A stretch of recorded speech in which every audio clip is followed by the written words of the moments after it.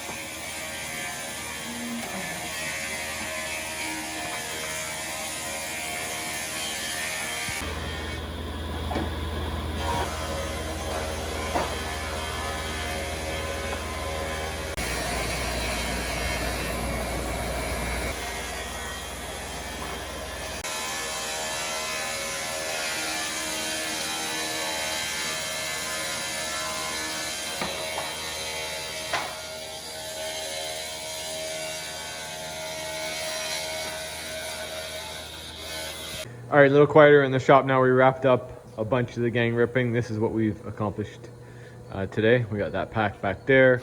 We got this pack here, and we have this pack here. So there's two blades inside this machine. It's got multiple feed speeds. You can also adjust, it's got like a variable feed speed as well as kind of a gearbox, 1 and 2. 25 horsepower motor.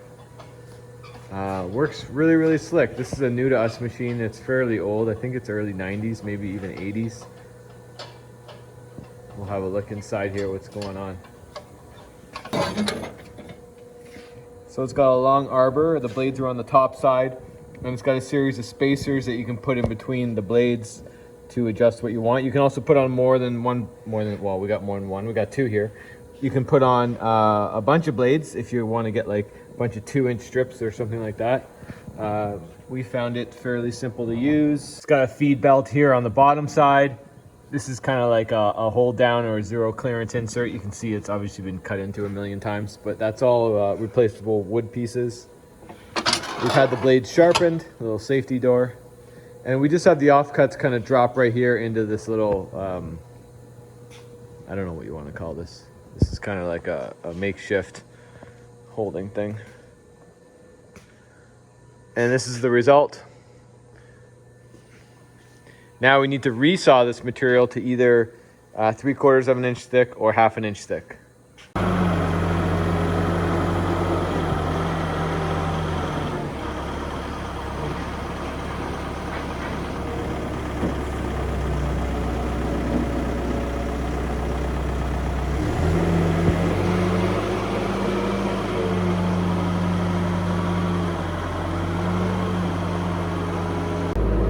Okay, so these are the blades that we're using.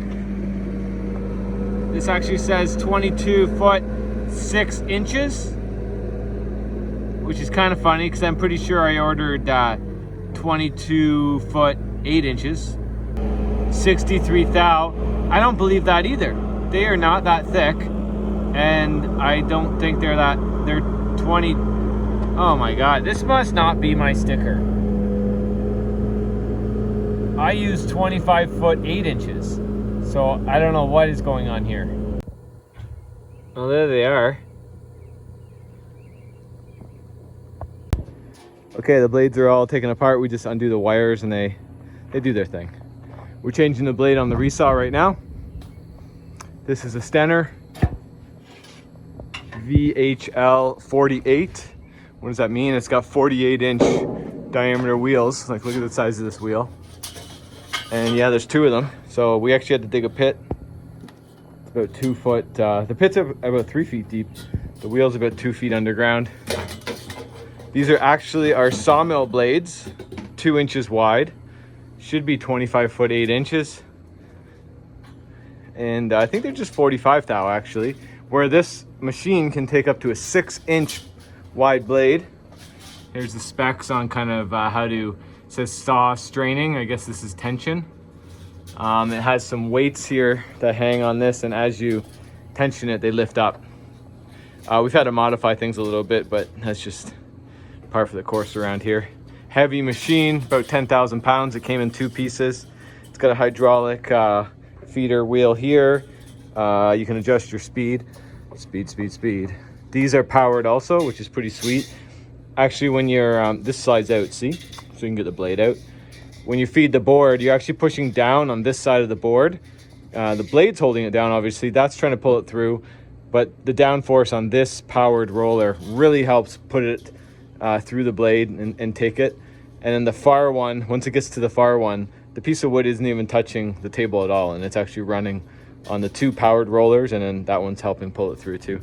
So we're gonna go ahead, we're gonna get another blade on this, and we have to now resaw this white oak. This stuff's getting 3/4 inch thickness, and the end customer will be using the finish coming off of this saw as the exposed face. All right, let's go ahead and make some sawdust. So here we go, the Stenner VHL 48 in action.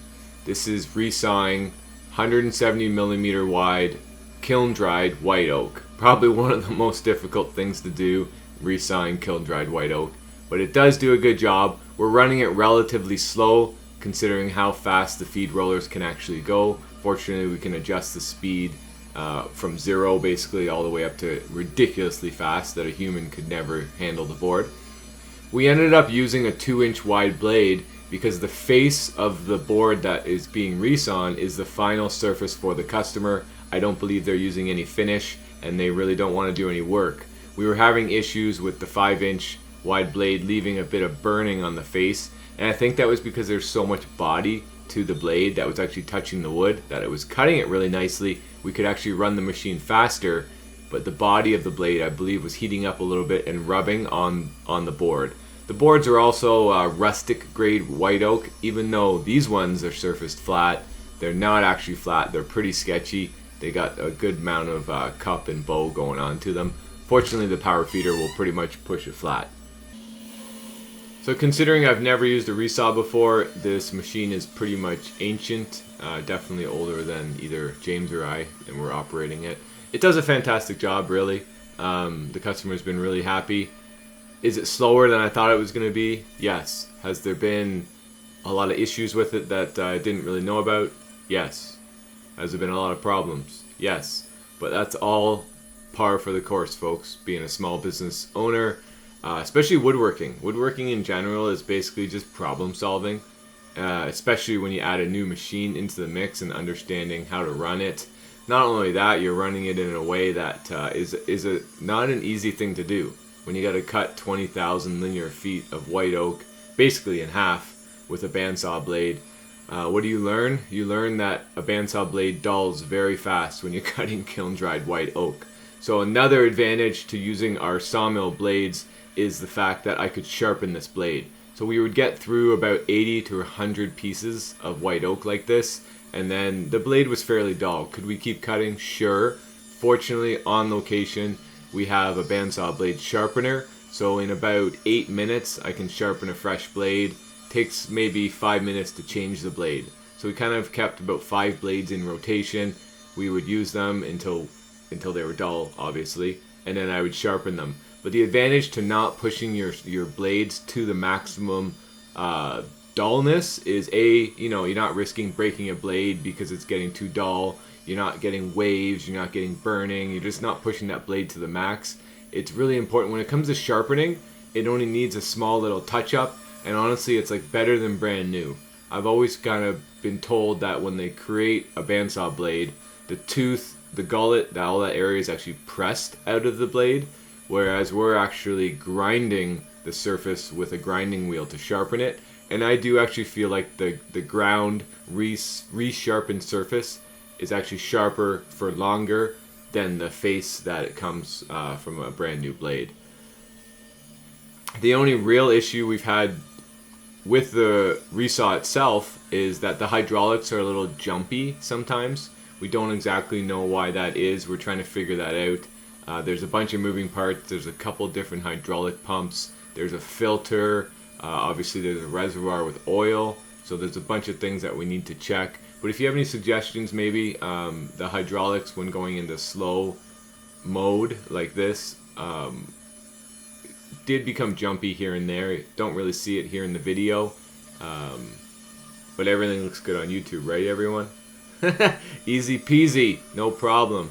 But the job is basically done. We got a few more boards to put through. I believe our customer is happy. So job well done. I've added a new tool to the workshop, so we're able to do different types of jobs, bringing in income many different ways. So as always, thanks for watching. Hope you enjoyed the video. I'm having fun sharing what we do.